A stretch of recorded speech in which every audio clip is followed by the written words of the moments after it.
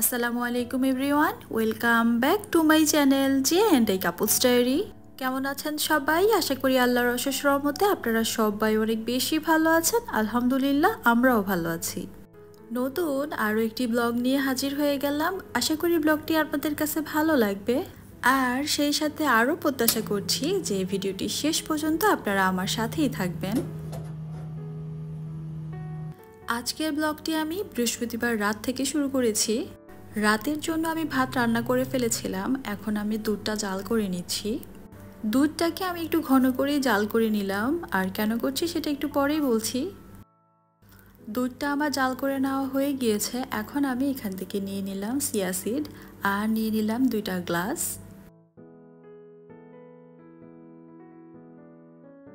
গ্লাসের মধ্যে আমি পরিমাণ মতো চিয়া সিড নিয়ে নিচ্ছি।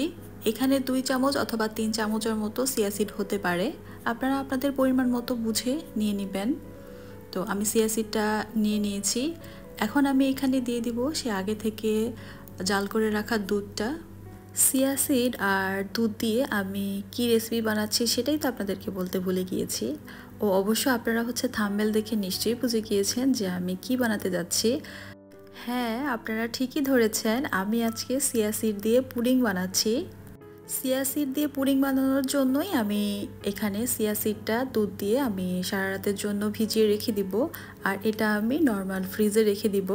এটাও ঢাকনা দিয়ে ঢেকে আমি নর্মাল ফ্রিজে এটা রেখে দিব, এটা সকাল পর্যন্ত এটা সেট হয়ে যাবে।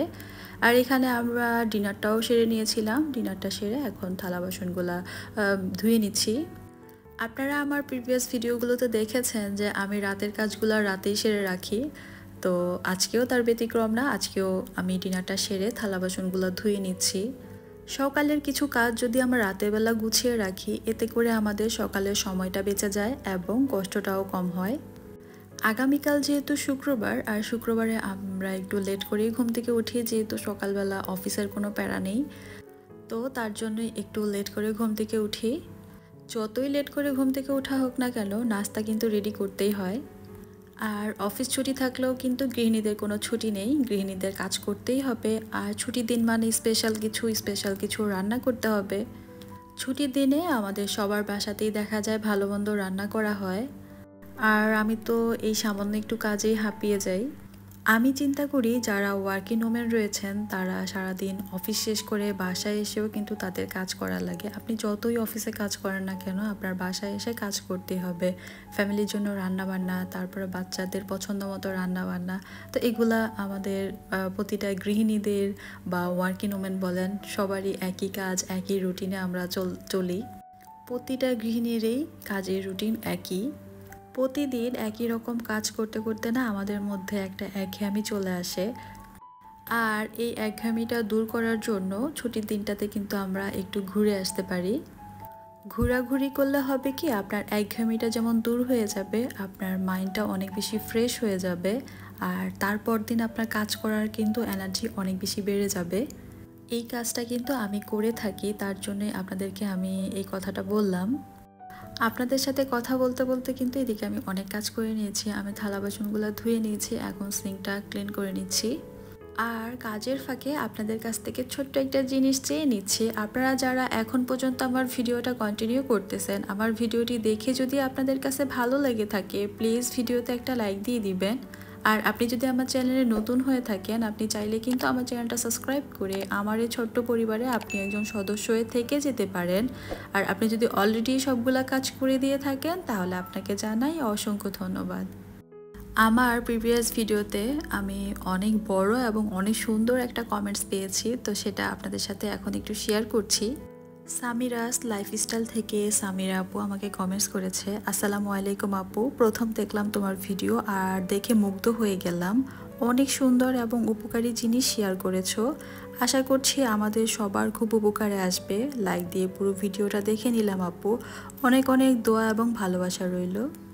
আরেকটা কমেন্টস পড়ে নিচ্ছি। আরেকটা আপু লিখেছে, সত্যি আপু তোমার গুছিয়ে কাজ করাটা আমার কাছে খুব ভালো লাগলো, আমার মায়ের সাথেও আমার মাঝে মাঝে মিলে যায়। এরকম সুন্দর সুন্দর কমেন্টস আমাকে পরবর্তী ভিডিও বানাতে অনেক বেশি মোটিভেট করে। আপনাদের সবাইকে অসংখ্য ধন্যবাদ আমাকে এতটা ভালোবাসা দেওয়ার জন্য।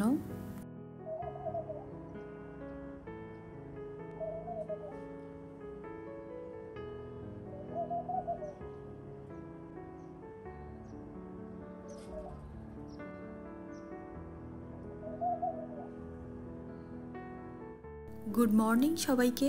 নতুন আরও একটি সকালে আপনাদের সাথে নিয়ে নাস্তা রেডি করছি। আজকে ফ্রাইডে, আমাদের ছুটির দিন। তো ছুটির দিনে একটু লেট করে ঘুম থেকে ওঠা হয়। আজকে লেট করে বলতে সকাল 9টা বাজে ঘুম থেকে উঠেছি। কিচেনে এসে দেখলাম দুইটা ঘুঘু পাখি আমার জানলায় বসে আছে। আর এই ঘুঘু পাখির যে আওয়াজটা, এটা শুনতে অনেক বেশি ভালো লাগে। তো আমার কাছে তো অনেক বেশি ভালো লেগেছিল, তো ভাবলাম যে আপনাদের সাথে একটু শেয়ার করি, আপনাদেরও ভালো লাগতে পারে। শুধু ঘুঘু পাখি না, আরও অনেক পাখি হচ্ছে আমার জানলায় আসে। আমি আমার জানলায় হচ্ছে ওদের জন্য খাবার রেখে দিই, তো ওরা এসে খায়। এই জিনিসটা আমার অনেক বেশি ভালো লাগে। আজকে সকালের নাস্তায় প্যানকেক বানাবো। প্যানকেক বানানোর জন্য এখানে আমি প্যানকেকের ব্যাটারটা রেডি করে নিয়েছি। সবার শেষে আমি এখানে দিয়ে দিলাম ভ্যানিলা এসেন্স।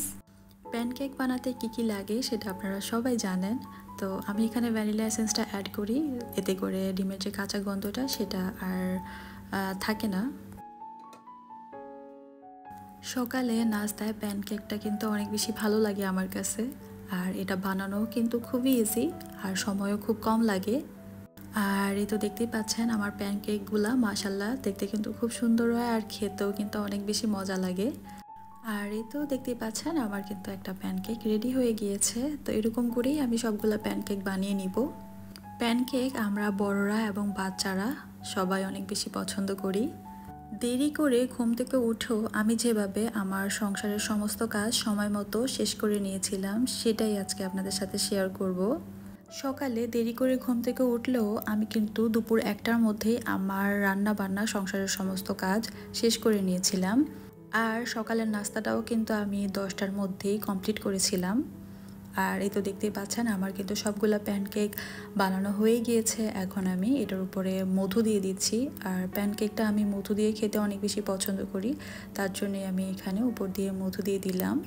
আর দেখতেই পাচ্ছেন এটা কতটা ইয়াম্মি লাগছে। আর গতকাল রাতে আমি যে চিয়া সিডটা নর্মাল ফ্রিজে রেখেছিলাম সেটা এখন বের করে নিলাম। আর এই চিয়া সিডগুলো কিন্তু খুব সুন্দরভাবে সেট হয়ে গিয়েছে। চিয়া সিড পুডিংয়ে আমি আমার পছন্দ মতো ফ্রুটস অ্যাড করছি। আপনারা আপনাদের পছন্দ মতো ফ্রুটস অ্যাড করতে পারেন। আম আমার কাছে অনেক বেশি ভালো লাগে, তো এখানে আমি আম দিয়ে দিচ্ছি। চিয়া সিডের উপকারিতা আমরা কম বেশি সবাই জানি। এটা আমাদের ওয়েট লস করতে অনেক বেশি হেল্প করে। আর চিয়া সিড আমরা অনেকেই হচ্ছে অনেক রকম করে খেয়ে থাকি। আমি নিজেও এক এক দিন এক এক রকম করে চিয়া সিডটা খেয়ে থাকি। আজকে চিয়া সিড পুডিংয়ে আমি আম আর আনার এই দুইটা ফ্রুটস ইউজ করেছি। আপনারা চাইলে আপনাদের পছন্দ মতো আরও অনেক ফ্রুটস অ্যাড করতে পারেন, আবার বাদামও দিতে পারেন। আমি আজকে সিম্পলভাবে এটা রেডি করেছি।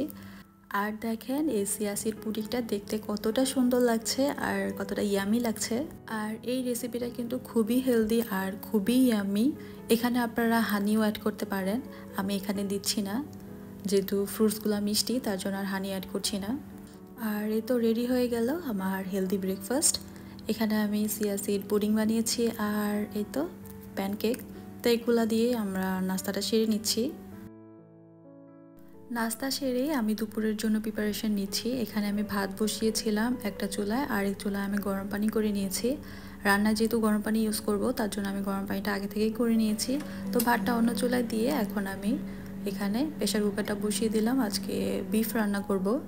বিফ রান্না করতে কি কি মশলা লাগে সেটা তো আমরা সবাই জানি। তো আমি মশলাটা ভালো করে কষিয়ে নিয়েছি। কষিয়ে নেওয়ার পর এখন আমি এখানে বিফটা অ্যাড করছি। এটা আমি আগে থেকে ভালো করে ধুয়ে রেখেছিলাম, তো সেটা দিয়ে দিলাম। এখন মশলার সাথে ভালো করে মাংসটা মিশিয়ে নিচ্ছি। দুপুরে কি রান্না করব সেটা কিন্তু আমি আগের দিন রাতের বেলা ঠিক করে নিয়েছিলাম। আর আমি যখন সকালবেলা ঘুম থেকে ওঠার পর কিচেনে এসেছি, কিচেনে আসার পর কিন্তু আমি সকালে নাস্তা রেডি করার আগেই আমি মাংসটা ফ্রিজ থেকে বের করে রেখেছিলাম। তো এতে করে মাংসর যে বরফটা সেটা অনেক তাড়াতাড়ি গলে গিয়েছিল। আর এদিকে আমার ভাতটা রান্না করা হয়ে গিয়েছে। এখন আমি স্ট্রেনারে করে মাঠটা ঝরিয়ে নিচ্ছি। আমার প্রিভিয়াস ভিডিওতে একজন ভিউয়ার্স আপু আমাকে কমেন্টস করেছে, আপুর নাম হচ্ছে আফরিন সুলতানা। আপু আমাকে কমেন্টস করেছে, তুমি যে হাঁড়িতে ভাত রান্না করো ওইটা দিয়ে ভাতের মার কীভাবে ফেলো একটু দেখাবে কোনো ভিডিওতে আপু। আপুর জন্যই আমি দেখিয়ে দিলাম কিভাবে ভাতের মার ফেলি। তো আমি ভাত রান্না করার পর স্ট্রেনারে করে ভাতের মারটা ঝরিয়ে তারপর আমি ভাতগুলা একটু মারটা শুকিয়ে নেই চুলার জালটা জ্বালিয়ে। তো আশা করি আপু আমার ভিডিওটা দেখবে। আর আপুকে অসংখ্য ধন্যবাদ আমাকে এত সুন্দর একটা কমেন্টস করার জন্য। ওইদিকে আমার ভাত রান্না করা হয়ে গিয়েছে আর এদিকে আমি মাংসটা কষিয়ে নিচ্ছি। তাড়াতাড়ি রান্না করার জন্যই আমি প্রেসার কুকারটা সবসময় ইউজ করে থাকি। আর এদিকে দেখতে পাচ্ছেন মাংসটা কিন্তু খুব সুন্দরভাবে কষানো হয়ে গিয়েছে। এখানে আমি এখন গরম পানি অ্যাড করব। গরম পানি অ্যাড করলে রান্নার টেস্ট যেরকম ভালো থাকে আর রান্নাটাও কিন্তু তাড়াতাড়ি হয়ে যায়, গ্যাসটাও অনেক সাশ্রয়ী হয়। এখন আমি প্রেসার কুকারের ঢাকনাটা লাগিয়ে এটাতে সিটি দিয়ে দিব, তাহলে আমার মাংসটা সিদ্ধ হয়ে যাবে। আর আজকে আমি আলু দিয়ে এই গরুর মাংসের পাতলা ঝোল রান্না করব। প্রেসার কুকারটা আমি অন্য চুলায় বসিয়ে দিয়ে এদিকে আমি ডাল বসিয়ে দিয়েছি। আজকে ডালটা ভুনা করব। মসুর ডাল হাতে মেখে ভুনা করলে কিন্তু অনেক বেশি ভালো লাগে আমার কাছে।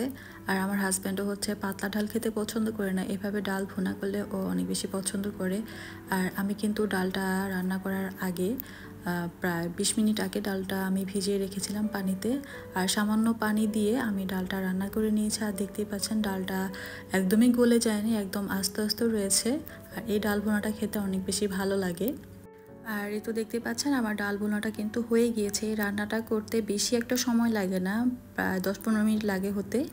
আর এদিকে আমার মাংসটা কিন্তু খুব ভালোভাবে সিদ্ধ হয়ে গিয়েছে। এখন আমি এখানে আলু অ্যাড করব আর সামান্য একটু গরম পানি অ্যাড করব। আজকে দুপুরের রান্নাগুলো কিন্তু আমি দুপুরের আগেই মানে 1টার আগেই শেষ করেছিলাম রান্না। তারপর হচ্ছে আমার ঘরের কাজ সবগুলো আমি একা হাতে যেহেতু করি, আর একা হাতে আমি দুপুর 1টার আগেই রান্নাগুলো সব কমপ্লিট করেছিলাম। আমরা যারা গৃহিণীরা আছি আমাদের প্রতিদিনই একটা চিন্তা থাকে যে আজকে কি রান্না করব। তো আজকে কি রান্না করব সেটা যদি আমরা আগের দিন রাতে ঠিক করে রাখি তাহলে কিন্তু আমাদের সময়টা বেঁচে যায় এবং পরদিন যে রান্নাবান্নাটা থাকে সেটাও কিন্তু অনেক দ্রুত শেষ হয়ে যায় এবং কষ্টটাও কিন্তু কম হয়। তো আগে থেকে যদি পরিকল্পনা করে কাজ করা যায় তাহলে কিন্তু কাজ অনেক দ্রুত শেষ হয়ে যায়, সময়টাও বেঁচে যায়। আর এই ছিল আমার আজকে দুপুরে রান্নাবান্না। আমি এখানে ডাল ভুনা করেছি আর গরুর মাংস আলু দিয়ে পাতলা ঝোল করেছি। তো দুপুরে রান্নাবান্না খাওয়া দাওয়া শেষ করে আমরা একটু ঘুরতে বের হয়েছি। আর আমরা অনেক দিন পর দুপুরবেলা ঘুরতে বের হয়েছি। আর এখন দুপুর 3টা বাজে, দেখতেই পাচ্ছেন অনেক রোদ বাইরে আর অনেক গরম ছিল। এখানে যেহেতু দিনের বেলা অনেক বেশি গরম থাকে তার জন্য আমরা রাতের বেলায় বের হয়ে থাকি ঘোরাঘুরির জন্য। তো আজকে আমাদের একটু কাজ আছে, দুপুরবেলায় আমরা বের হয়ে গিয়েছি। আর এই মসজিদটা দেখতে পাচ্ছেন অনেক বেশি সুন্দর, এটা আমাদের বাসা থেকে অনেকটাই কাছে। আর আপনাদের সাথে শেয়ার করব যে ওমানটা দেখতে কীরকম। ওমান দিনের বেলা দেখতে যতটা সুন্দর রাতের বেলাও ঠিক ততটাই সুন্দর। আজকে আপনাদের সাথে ওমান শহরটা দেখতে কীরকম সেটাই আপনাদের সাথে শেয়ার করেছি। আর তারপরে কোথায় যাব কী কী করব সেটা আপনাদের সাথে ইনশাল্লাহ আমি নেক্সট ভিডিওতে শেয়ার করব। আর আজকের ভিডিওটা এ পর্যন্তই ছিল। আশা করি আপনাদের ভালো লেগেছে। ভালো লাগলে লাইক শেয়ার এবং সাবস্ক্রাইব করতে ভুলবেন না। সবাই অনেক বেশি ভালো থাকবেন, আমাদের জন্য দোয়া করবেন। আপনাদের জন্য রইল অনেক অনেক দোয়া এবং ভালোবাসা। আল্লাহ হাফেজ এন্ড আসসালামু আলাইকুম।